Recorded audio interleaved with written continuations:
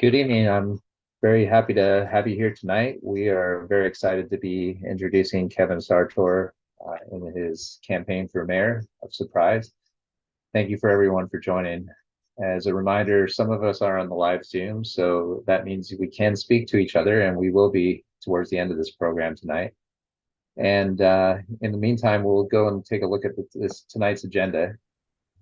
First off, we're going to hear from Kevin, let him introduce himself, and then he will be able to tell us a little more about what is ahead, what he's has for experience and preparations there, and qualifications for this role, and his vision of the future for Surprise, the campaign journey ahead, which we're all excited to hear about, in the ways that we can all help out, because it's important to understand that this is a grassroots campaign. It's where it started from, getting Kevin to have enough signatures to get on the ballot, thanks to so many of you. And next steps is to do the same thing going into this campaign time. So we will definitely wrap up with Q&A at that time, which you can come off of mute. We also have some questions that were submitted ahead of time. We'll probably be seeing some on the live stream as we go. So again, as a courtesy, if you would stay on mute, if there's anything you want to shoot directly to me, I'm listed as the host, Quintus. You can do that in the chat as well if you're on the Zoom, and we can chat back and forth until we get to the Q&A time. And same for any questions that come to mind as Kevin's presenting. Without further ado, let me turn it over to Kevin Sartor. All right. Hey, good evening, everybody. I appreciate you being here. I know it's taking some time out of your day, but I think it's definitely an important issue. So we're just going to talk a little bit about my who I am first, right? If you could switch to the next slide, thank you. So I just retired from the Army after 20 years.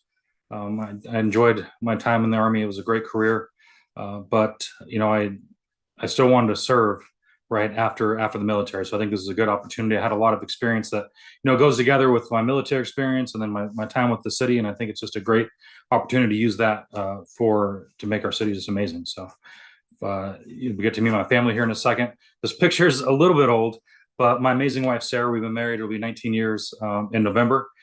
She's an amazing woman. She's been by my side through deployments, through being a drill sergeant, through switching from the Army to the Guard, getting commissioned, and even through the retirement transition process. My son Noah, he's an amazing young man. He's currently deployed to Kuwait. He carried on that family tradition of military service, which was it's an honor to see him do that. And my two daughters, they're 14 and 16 now. They're amazing young women too. It's just I feel very blessed to have my family. They've been by my side, supported me through everything, and it's just amazing family. So we keep on going here.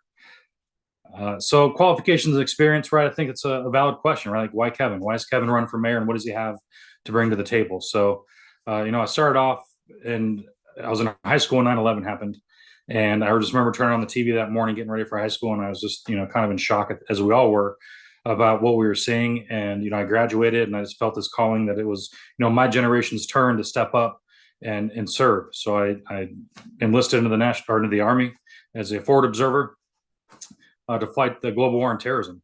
And so within a year, I found myself deployed to Iraq. I was a young soldier fighting through that. It had its challenges, right?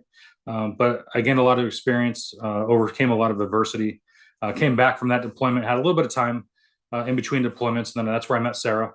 And I deployed back again in October of 2006. So I was there for 15 months, and that was really, I'd done leadership stuff before, but that was really my first time leading soldiers, right? We were in Iraq for 15 months, and I had a couple of soldiers underneath me. We were leading missions, and I think every time you go through some adversity, some trials and tribulations, you get a little more confidence, a little bit more confidence. So I'll say one thing about that particular deployment. It was really where I kind of, if you look back in your life, and you can say there's some defining moments of that, hey, this is what builds your character.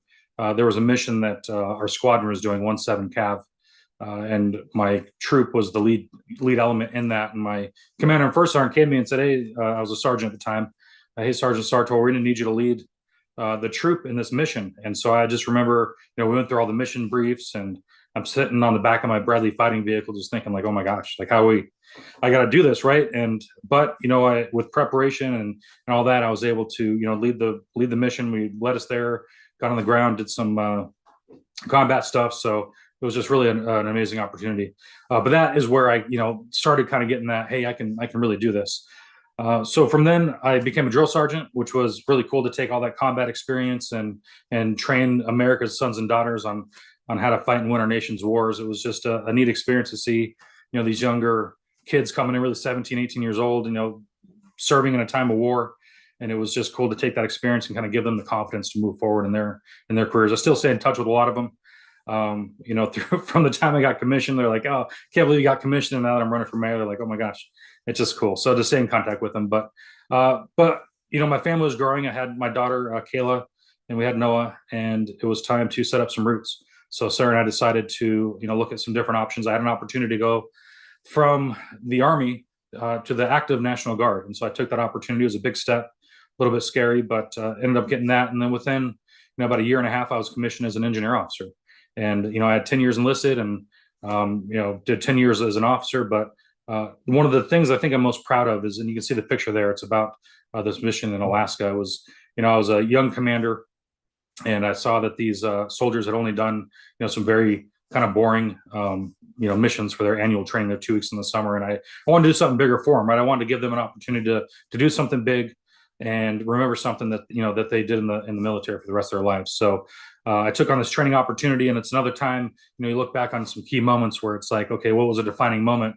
And I remember briefing my battalion commander about my training plan. It was, a 5-year training plan. And I was, going into year 2, wanting to go to Alaska. And he's like, "Hey, Kevin, I don't think you're gonna be able to do it, but I'm going to support you. And if you can, you got to fly me up to Alaska so we can see it." So went back to my unit. I told the soldiers, like, "Hey, this is what we're going to do." And they're like, "Sir, this is a pipe dream. It's never going to happen." But it's just that determination, that grit, that overcoming adversity. And we worked from inception, putting in for the mission. I had to brief everybody up to the 2-star general. That was a fun experience, right? But everybody had to approve. I got some extra money from the state, about $500,000. And then it was a critical point where the mission was, we were extending a runway in Alaska, and we needed to get some blasting material, and we didn't have the money for it. So I had to work with the Alaska National Guard. I had to work with one of the Alaska senators to go back to Capitol Hill and get another $1 million in just blasting stuff. So we ended up doing it. I think my favorite 4th of July, and I can tell stories all day long about military, but and if you want to get lunch, we can do it after. And I'll tell you all sorts of stories. But 4th of July of 2017, it was a joint training mission. We had the Army, Air Force, Navy, Marines, even the Coast Guard were there, and we all worked together to drill some holes and put some explosives in there. We had about 45,000 pounds of explosives. It was one firework, and we're all at a safe distance away, and we pulled it, and it was just a cool celebration, just to kind of everybody there, 4th of July. But really, the point of it was to make sure that this town was a remote village in Old Harbor, Alaska. You can't even drive there. It's only by plane or by boat, but they're fishermen. And so they wanted to extend the runway so they could fly the fish out once they catch it. And then we were able to do that, and it was just a cool thing. So after that, I came back. I became a company commander, and that was really the time I started transitioning or thinking about, maybe leaving the military, right? There's some different options.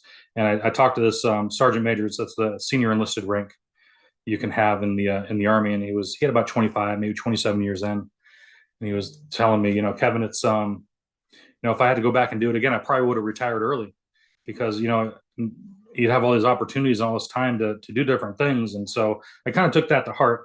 That's when I really decided to make that transition. And so I started working on my master's in public administration, and, getting involved with the city. I started doing planning and zoning stuff. We'll get into all that in a little bit, but I just wanted to let you guys know how it all kind of came together. Right. And it was just an amazing opportunity. So decided to retire. I think, Rebecca, if you can go to the next slide. But it was just, I love my career. Like I said, I could talk for a long time about it. But so, what's some of the legitimate stuff I got? When I was a drill sergeant, I got my degree in emergency management. I realized I was going to switch from the Army to the Guard, and the Guard, the Arizona National Guard's main mission is emergency management and Homeland Security. So I wanted to get that expert knowledge before I went in there. And then I got my master's in public administration from GCU, just to kind of I feel like that was the best degree from my experience in the Army and in the National Guard, to kind of morph it into, or use that experience for something better once I retired. And I think, we're sitting here talking about being a mayor, so I think it was good. But it was a great degree. And then I got a couple of on my way out of the door. The Army, they have a credentialing program, so I got some project leadership and project management certificates from Cornell University. And it was a cool way to kind of take all my Army knowledge, right, and really refine it into some civilian terms, some civilian project management stuff, and really set me up for success in the retired life. And so, I take all that experience, and one of the things I did before, as I was leaving the Army, was do a fellowship. I applied for a fellowship through the International City County Managers Association. I got accepted. I did it in the city of Surprise, and I worked with the city manager, Bob Wingenroth. He's a great guy.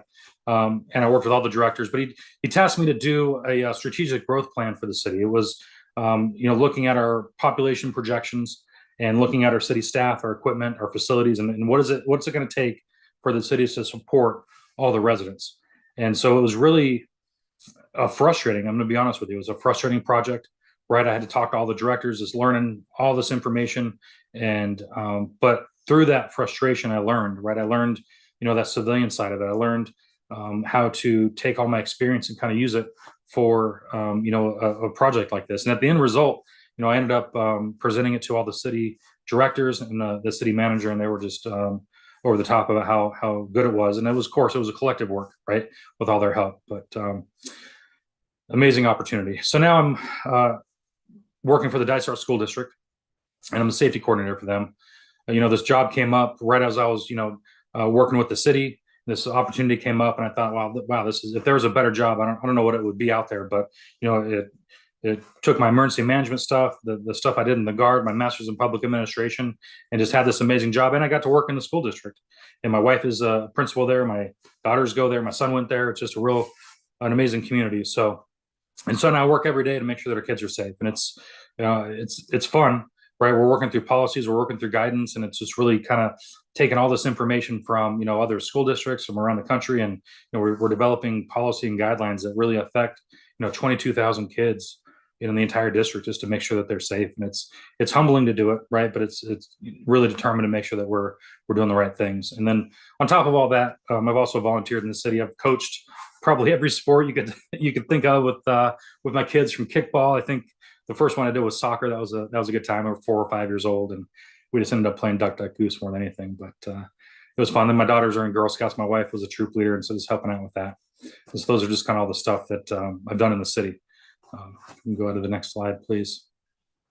And so now we're going to talk about the vision, right? I think a good leader, they provide, and a good mayor, right, provides that vision, right? They listen, they and implement the will of the people. And that's really my pledge to the city, is to do those things.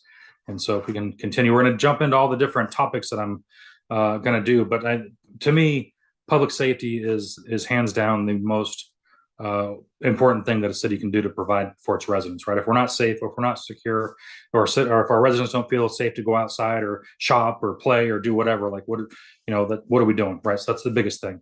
And so in my current job, I work with the police and fire, in the region, to make sure the kids are safe. But I just want to, my passion project with this, well, let me back up a little bit.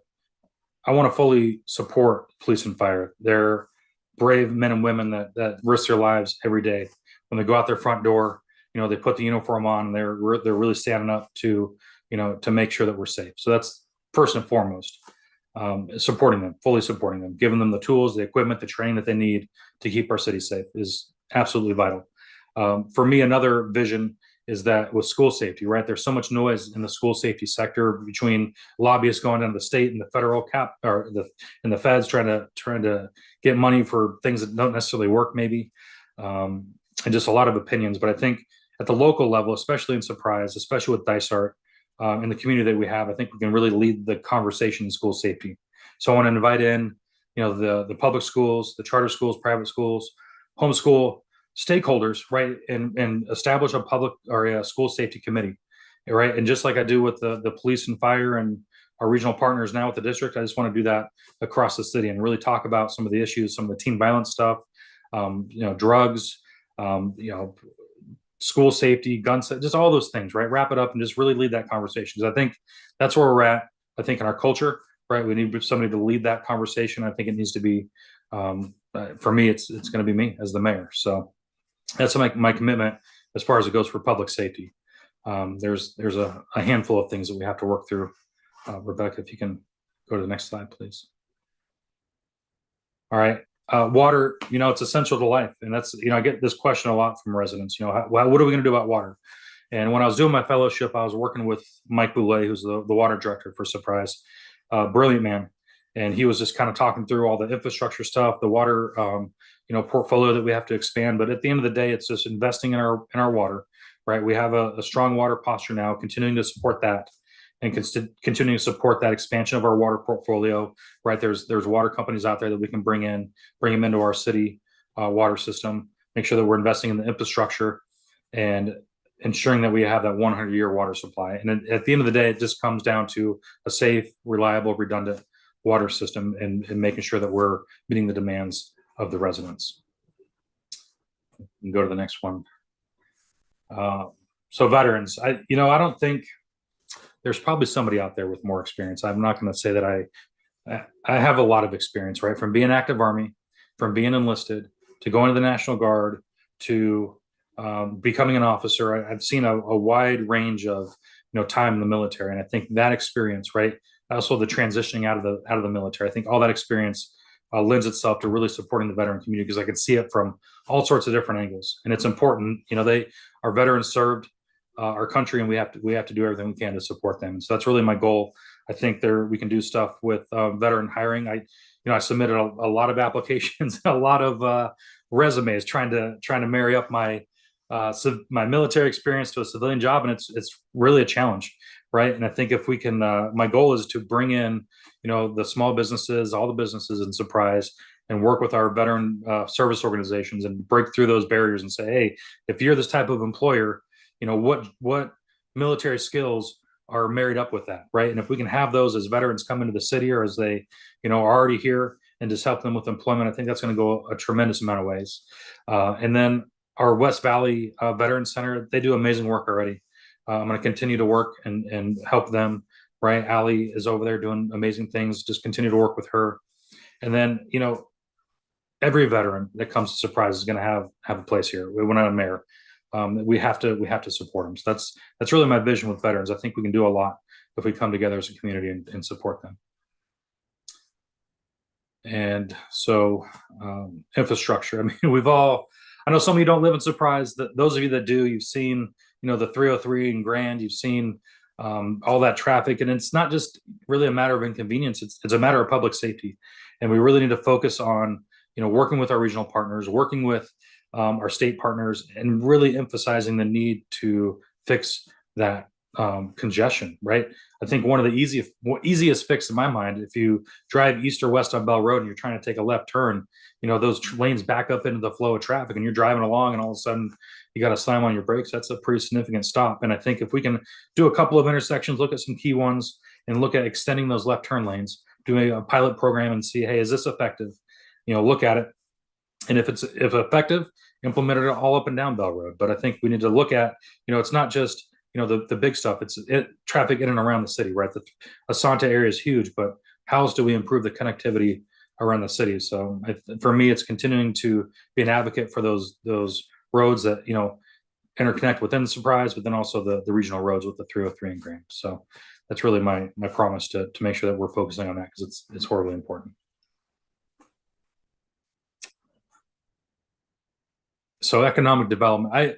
I've talked to small business owners before I decided to run for mayor, but now that I've really ran for mayor, I was at a farmer's market the other day, and I've talked to probably a half a dozen business owners that were out there, and just the questions, what can the city do to support? And they had amazing ideas, right?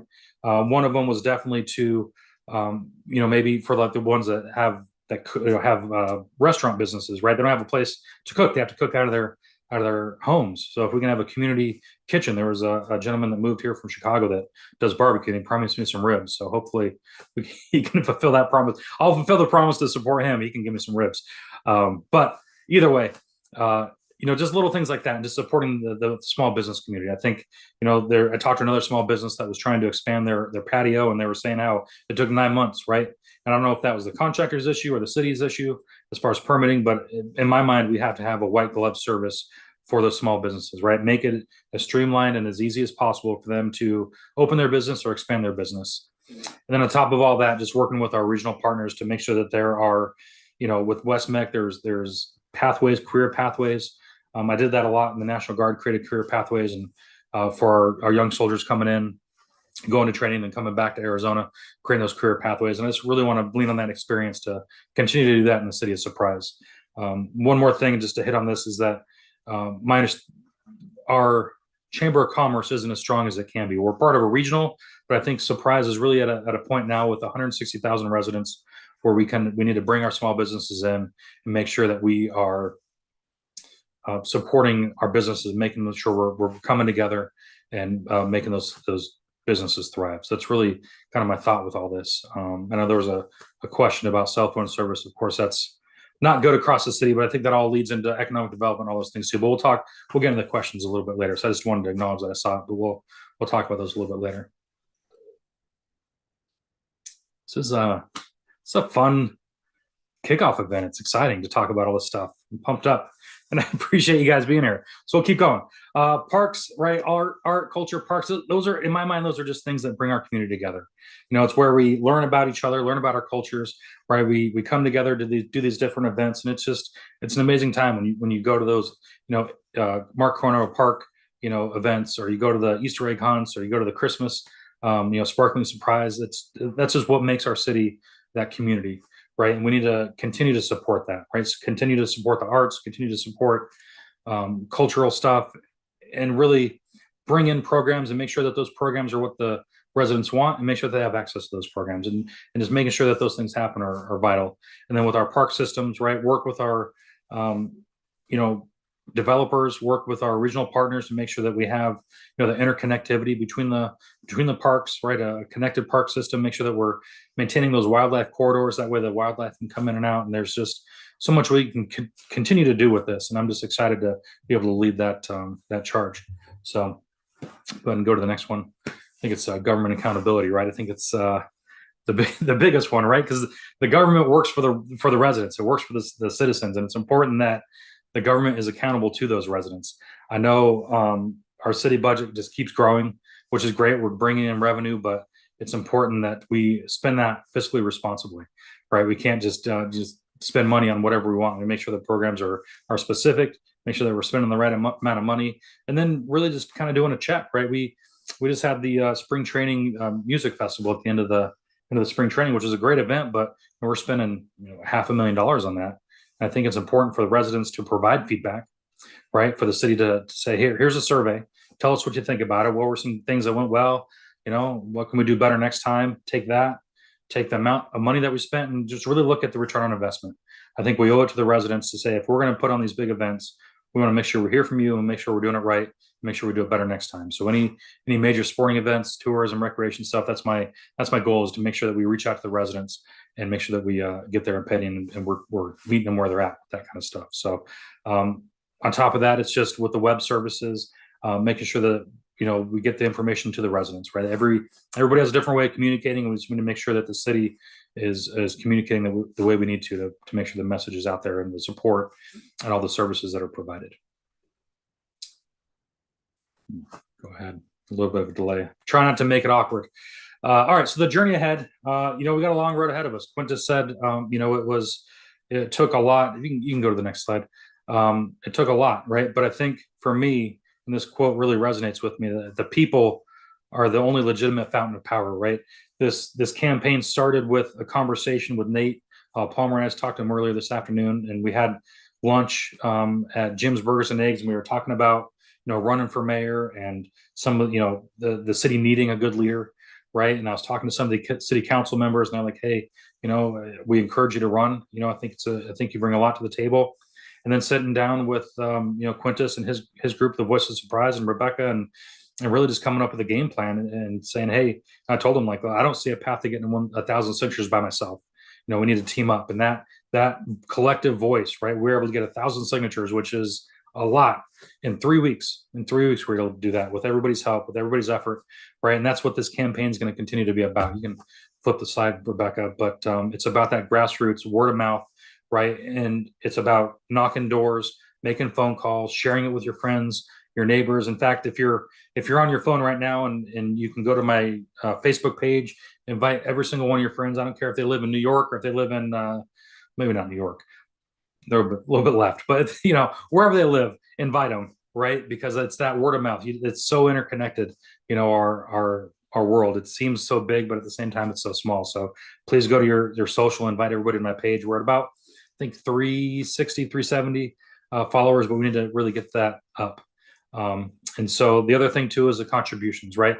I'd rather take, a bunch of small contributions, whether it's $25, $100, than take some money from, a big business, well, not a business, but a large donor, because that, to me, that really speaks to what this campaign is about, right? It's about listening to the residents. It's about having that grassroots. It's about having that dialogue between the city leadership and what our residents want. So if we can really win this campaign, I fully believe that we can, right? With a grassroots campaign, I think it's going to send a message not only to the city, but regionally and probably to the state that, hey, Surprise is ready, right? Surprise is ready. We're at that crossroads of what our city's identity is going to be, and I think now's the time that we need to turn that corner and show everybody what. And Surprise is amazing. I'm not saying that it's not, but it's just time to turn that corner into the next phase of what Surprise can be and reach its full potential. So there's a couple of ways you can stay connected, right? You can join the mailing list, and then you can also support and donate. So there's a couple of different lists there you can get on, talk about, what you're willing to do as far as volunteering, as far as getting involved, whatever that is. We got a great group of folks that's running that. And then, like I said, the donate thing. When I first started campaigning, I was talking about how, asking for donations is like, it's a necessary evil. But, I've really kind of changed my perspective, because anytime you're trying to do something big, right? Anytime you're trying to achieve something amazing, just like, with, in the past with, all the stuff we talked about as far as the Army and achieving great things, right? You need a group of people, you need to come together, and you need to really, have that united front to make sure that we do it. And so it's not asking, it's asking for a donation, but it's more, to be a part of something bigger than ourselves, right? Like that collective voice, that collective effort is really gonna make this thing go. So I encourage you to do that, please. You can go to the next one, Rebecca. All right, so a couple of key dates. July 1st is a voter registration deadline. So if you know of some kids, I know Quintus, your daughter just turned 18. She's going to register to vote, right? Anybody else? Anybody that's not registered, please get them to register. It's very important that we get as many people registered and to vote. And then, of course, July 30th is the vote. It's kind of weird, right? We're only doing the primary election here in Surprise. There's only 2 candidates. We're not going to November. So if you're thinking November, kind of back that up to July. So that's the key date here in the city. That's when the mayor is going to be decided. And we just need to make sure that everybody knows July 30th is the day. And so if we can continue, hope we get to the Q&A pretty soon. I also got to get a drink of water. So Q, I'm going to let you take over for a second. You can get us to the Q&A side. I'm going to get a glass of water. I've been talking, but talking about great stuff though, right? It's fun. Like running for mayor, like this is an amazing thing. It's just, I'm honored, humbled. We're all here. We're all doing it. So I'm going to take a drink and be quiet. Excellent. Okay, I want to make sure. Okay, good. Just want to make sure there's no echoes or anything happening here. So we're trying to maintain a live stream as we go as well. And we have a bunch of participants out there too. The advantage that you all have here on the Zoom is that you are able to ask some questions directly. We did have a few that came in ahead of time, and I will just begin. And I know I saw Deborah make a few comments along the way or additional questions here during the event, which is great. So I'll start with the one that you submitted here ahead of time. What are your platform key points?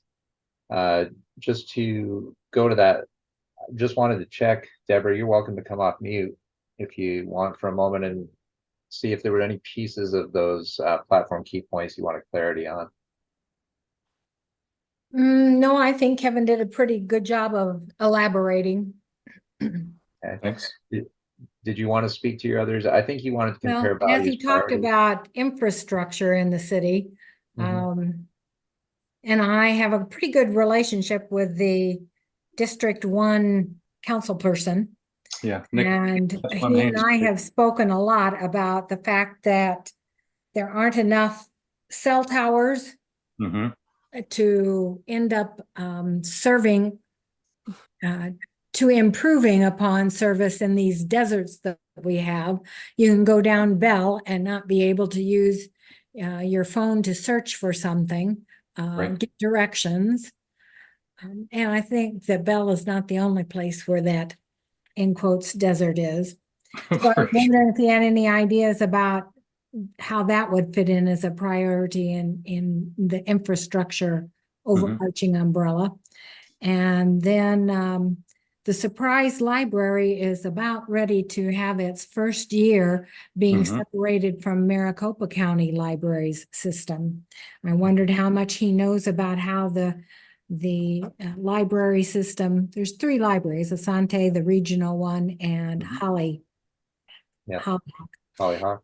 How much he knows about the programming and services and growth that have happened in any of those locations, and to what degree he would see in budgets the need to continue to be supportive of that system. Yeah. Great. I appreciate the questions, Everett. I think those are very valid questions, right? Relevant. I'm gonna start with the cell phone tower stuff. I'm gonna go back to my fellowship, right? When I was working there, one of the other things I was getting into was working with the gentleman that's Eric Fitzer is his name, is leading that charge. He's a strategic planner for initiatives in the city, and it's unfortunately it's a long term by 2, 3, 4 years, right? Because we can provide the space, right? But we really have to work with those cell phone providers, right? Because then we have to get, the space license. We have to go get the tower up, and they have to be able to put, the equipment on the tower. So it just takes a long time to go through all those government processes. I know we're working on it, but we need to continue to do it. I don't think even if we work on it for we just need to continue to work on it, right? It's a long process, but I think if we can continue to focus on those things, right, prioritize them, and really just work with those cell phone providers and just be an advocate and say, hey, look, any way we can speed this up, anything that we can do to streamline the process from the city's point of view, go down to the state house and advocate at the state house and say, hey, Surprise needs this. It's vital, right?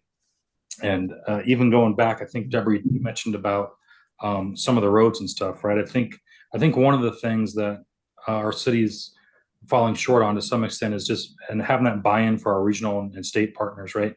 I think every city probably has traffic issues, and every city probably goes to the region of the state and says, "Hey, we need money for this, or we need money for that." And of course, I mean, in Surprise, it's very vital, especially with public safety. But for me, it's just building that buy-in. I know if we can talk about there's a National Guard armory going in off of Deer Valley, right? And I think for the state, that's a very strategic location. It's the most north and west armory that they're going to have in the Phoenix metro area, right? And it's right along the 60, right along the 303. So I think if we can really go into those conversations and make that, the so what of it, and make it relevant to say, hey, look, this is vital. Like, we need to get the infrastructure in here now before we build this, and there's soldiers and we're doing all those types of things. So and then the libraries. Before you go to libraries, I think there was a comment. Rebecca, did you have a quick one to insert on? Yeah, Kevin, I was going to say something just because I'm not one to complain without at least coming to solutions. I know that the cell phone Sure. struggle is real out here. And fortunately, I worked at Verizon for about 5 years, and about my last 2.5 was in a technical analyst capacity. And so I have a lot of firsthand knowledge on what 5G deployment looked like and the piloting, as well as various network issues, even up to like FCC complaints, executive relations, things that went to arbitration, and so forth. And where I really think that is an opportunity that perhaps the city is missing is with the small cell technology, which is, it's not necessarily 5G nodes per se, but they do look very similar. It's the little boxes that you see on light poles and telephone poles and things of that nature. And the Right. reason why I think that really should be where, because there's repeaters that they can get, which repeat off of a larger cell tower, right?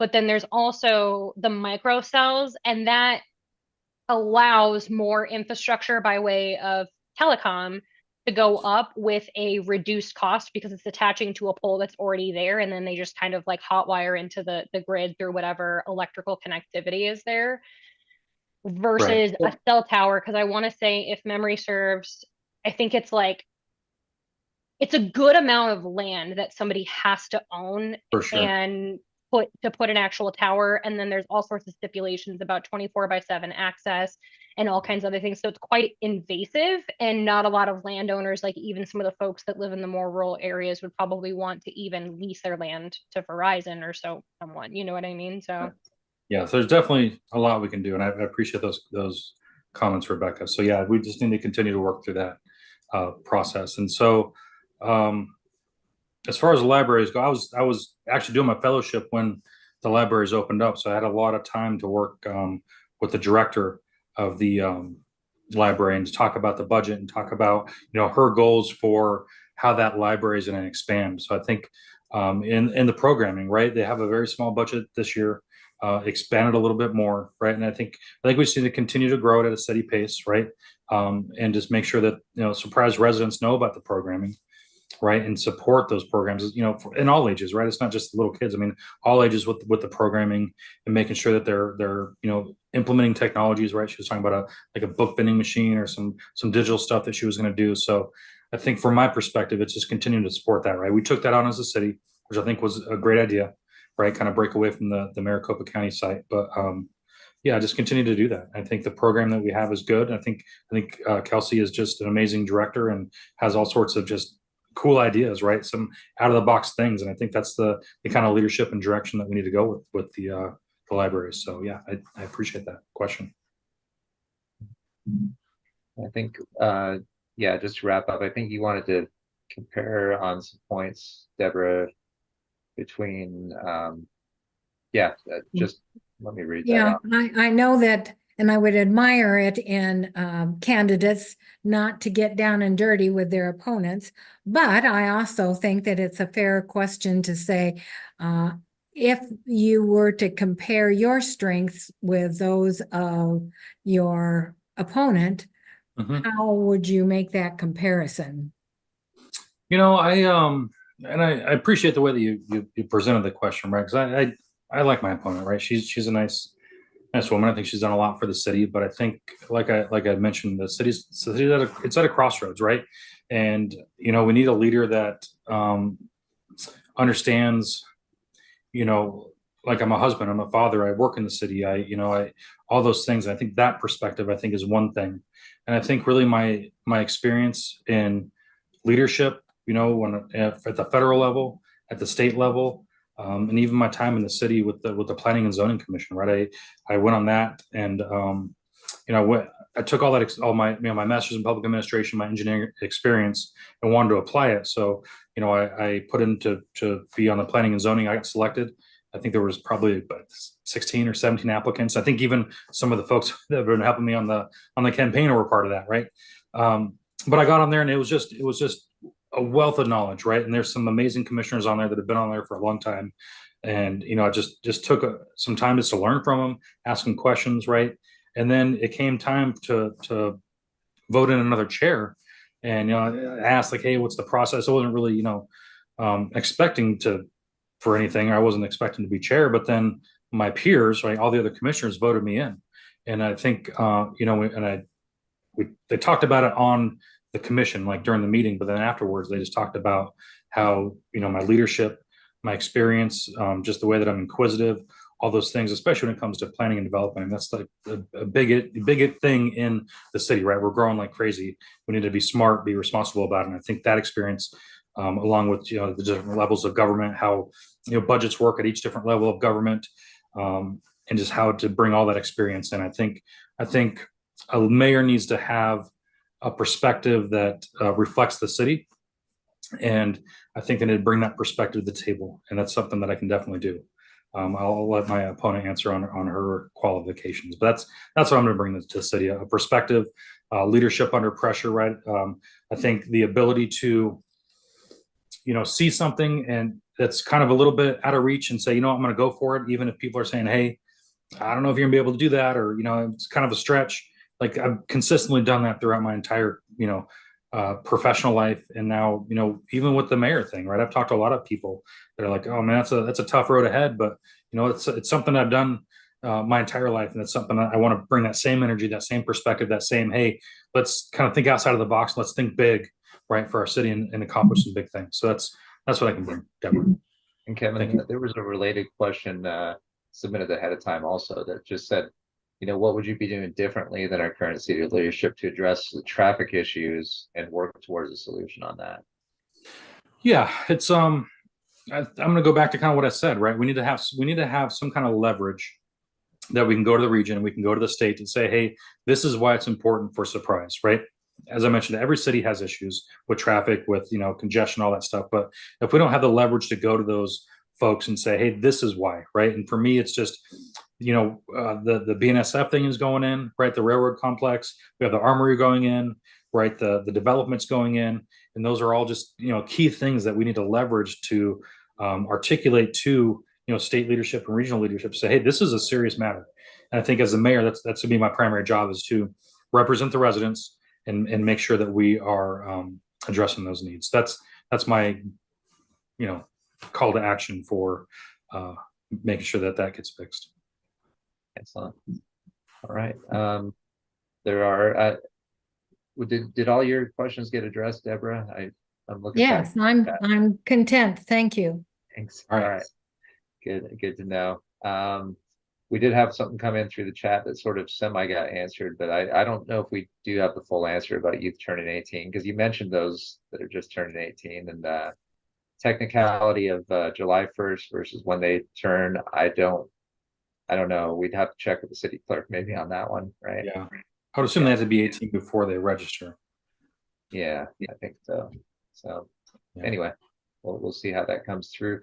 We did get one from the live stream. I'll bring this. We have a question from A. McCann. It says, "What are your plans to attract veterans to employers in Surprise?" Yeah, and I appreciate that question. I think one of the things, and actually, when I was a commander, one of the things that we worked with is creating those veteran career pathways, right? We would, new soldiers, we would recruit new soldiers in, right? And they had these, jobs that they would go get training. But before that, we'd bring in employers from across the region. And, I think Crescent Crown was definitely one of them that we worked with. And we brought them out to our drills, our weekend training, and to talk to some of the young soldiers, say, hey, once you get back from training, this is definitely a viable option. I think those types of things are important. My time I talked about my fellowship. It's a bigger program, right? There's a Department of Defense Skill Bridge program is what the name of it is.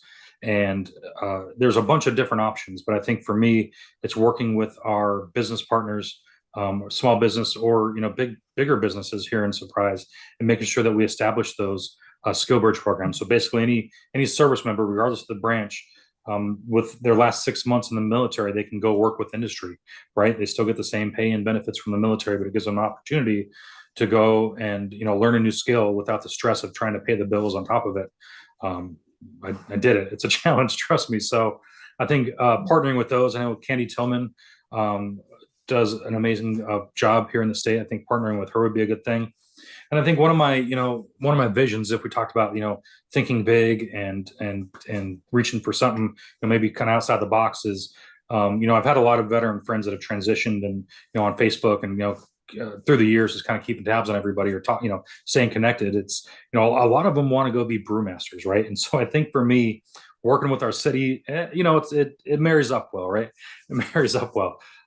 But working with our city center developers, my vision is, and I've added to it since I talked to some small businesses, but to bring in a brewer, right? They can host these veterans that want to become, brewmasters, and really kind of have like a little veterans like center where you have the brewery, then you have like little. I don't know if anybody's ever been to Japan. I went there for a training exercise in the Army, but like the restaurants are tiny. They're like maybe 5 or 10 stools and one person behind it. But I think we have that concept, kind of in a little veteran square where they can, produce their beer and then sell it, right? And then couple that with the spring training, right? I think that's another opportunity to kind of put it all in together, and then go back to Crescent Crown, right? They're a distributor. So I think just bringing all that kind of stuff together, right? Just thinking big, and making sure that we're doing big things. And then after talking to the small businesses, I think another thing we can do is something similar with that, like add on to that, right? Have that community kitchen in the same area, and have, those small business restaurants, those, mom and pops that are trying to make it, kind of do the same thing where it's, the community kitchen. They can come in, have little spots where people can try the food, go over, grab a beer with the veteran thing, and just really kind of this really cool little community thing. So that's my pie in the sky kind of goal with that. So I love talking about that and stuff. So I appreciate the question, Abe. Yeah. Thank you, Abe, for that. And a few other questions are coming up on the chat. I'll address those in a second. Another one to cover that came in ahead of time was this one from Nate Pomerine, District 3. He said, would you prioritize higher family-friendly recreation and Surprise? And if so, would you propose to budget for increased service and amenities? How would you propose catching up on the much-needed infrastructure of roads and traffic issues? So that piece there. Yeah, no, I appreciate those questions. And I think the first part I'm going to tackle is the youth and family sports facilities, right? They're lacking in Surprise, right? I think the city's, has the city, facilities, which, are good, but we can definitely do a lot better when it comes to providing those services for the families. Like my daughter is in the volleyball, right? My wife and Sarah, my wife and my daughter are at a volleyball. They're flying back right now, actually, from Reno. Right. But here in Phoenix, right, we got to drive from Surprise all the way across the valley on a Saturday morning at like 5 a.m. to get to, was it like the Arizona Sports Complex? They changed the name, Bellbank Park. I don't know what the name of it is anymore, but like those types of things. And I think for me, it's building those public-private partnerships, right? Identifying some space in the city where we can kind of bring everybody together and say, hey, look, we need batting cages, right? We need soccer fields or football fields or baseball fields. We don't even have a batting cage in Surprise, right? So it's building those relationships. And I think, if we can build those partnerships and we can work together, it kind of reduces the cost for everybody, and it really can speed up some of the things that we can do here in the city. And I know there's a question, I think, about like disability services. I don't know if anybody's ever been to, I'm just going to kind of wrap that into this.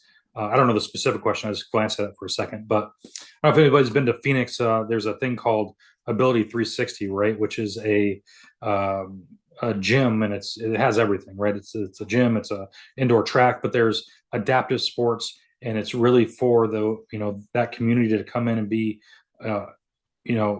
engaged with sports and engaged with activities and those types of things. And it is completely, funded by donations and from trust and all sorts of things. So if we can bring something like that to the city, I think it would do a tremendous amount for our residents in that area. Yeah, these are good questions. Look, I've been a politician for like 2 months, and I'm already, I can answer these all day. Nate, as long as there are no hardball questions, we can go softball all day long. Yeah, I appreciate people's time and everything, and the questions are good questions, relevant. Nate, I was going to say that was your question earlier. Anything you wanted to add to that?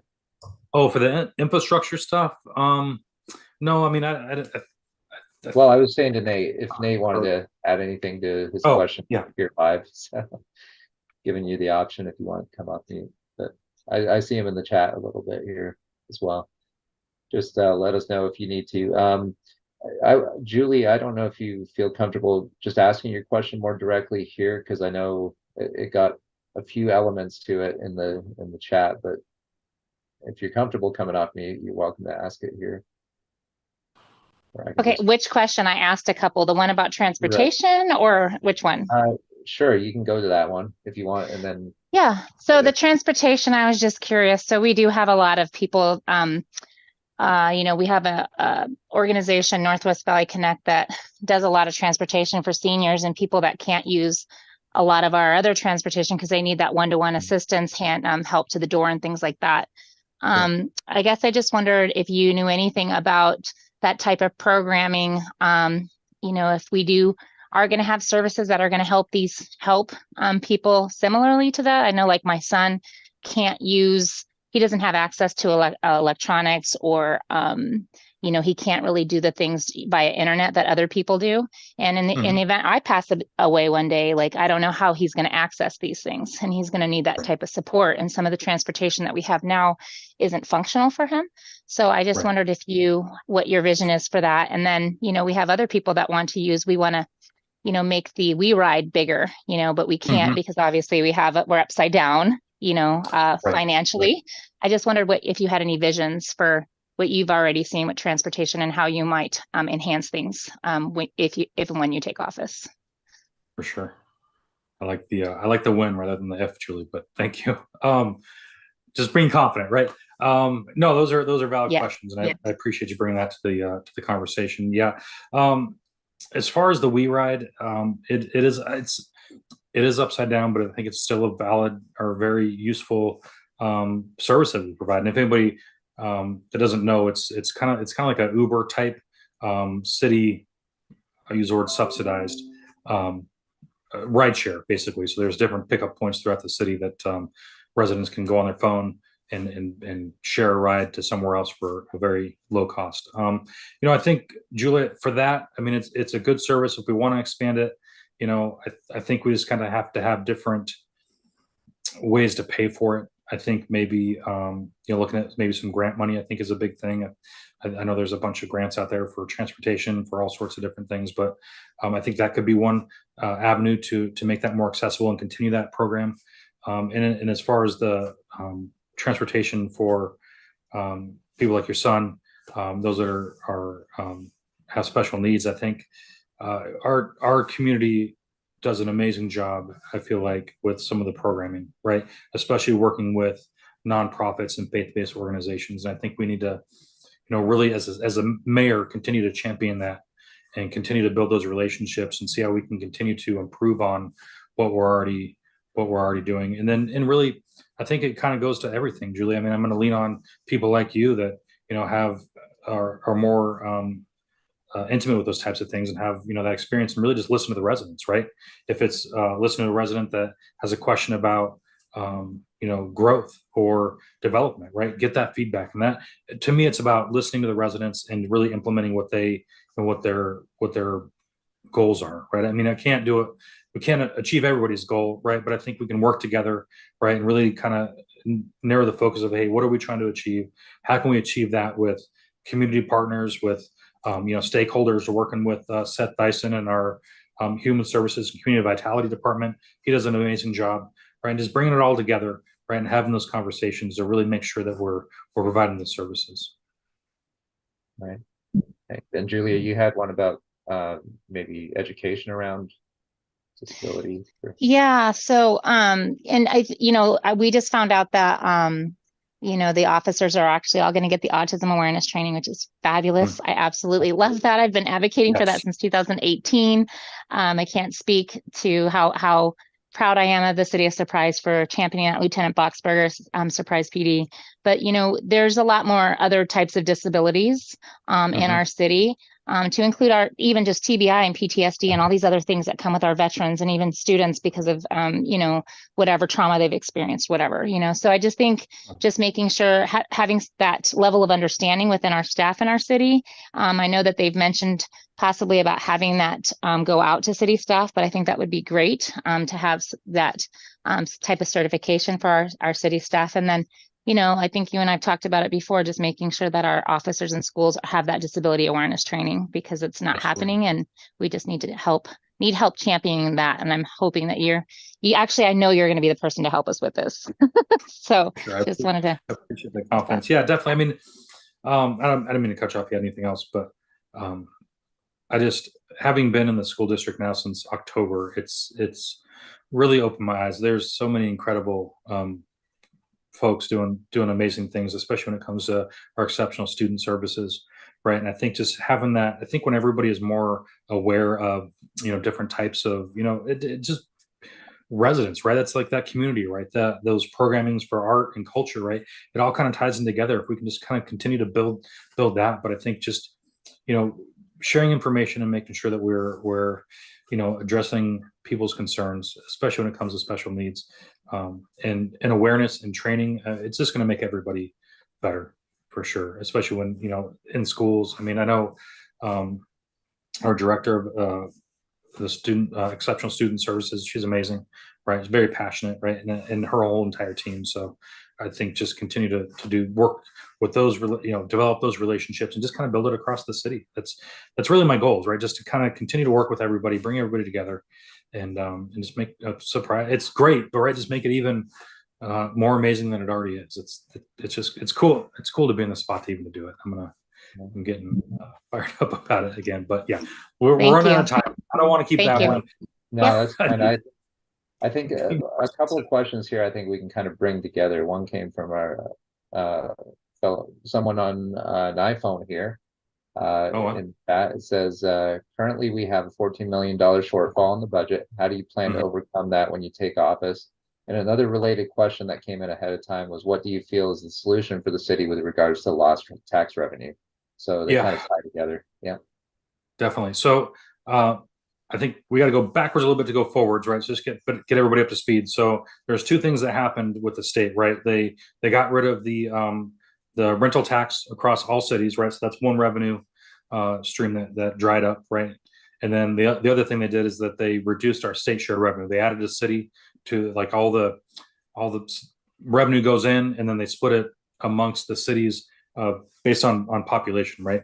And so that went down as well. So those two things amounted to the $14 million shortfall. And so I know some of the things that the city council is currently talking about is raising the transaction privilege tax or the sales tax up a little bit, from, you know, up to like maybe 2.7, 2.8, 2.9%. And then also reducing the property tax at the same time, although property tax is a small fraction of the entire city budget, but just balancing those two things out. But I think for me, it starts with, and we talked about it a little bit before, it starts with looking internally, right? Like, what can the city do to operate a little bit leaner than they already are?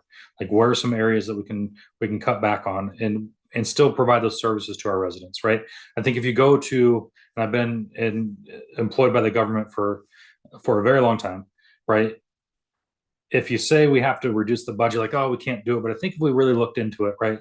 If you really press some of the, you know, people that are in charge of the budgets for those departments and say, hey, we really need you to make sure that you are, you know, look at every aspect of it. And I think we could probably cut back a good amount. Now, could we cut back $14 million? You know, I'd have to really dig in and work with all the directors and the city manager and Andrea, or, you know, our CFO for the city. But you know, we have to make up that shortfall a little bit. So I think if we can, you know, reduce some of the spending and look at, you know, I hate to raise taxes, but I mean, we still have to provide those services, and, you know, we live in a community, and in my opinion, part of that is, you know, paying taxes, right, to make sure that our city is safe, make sure, and all those things that we talked about today, right? So it's just finding that balance between all those different aspects. That would be my approach.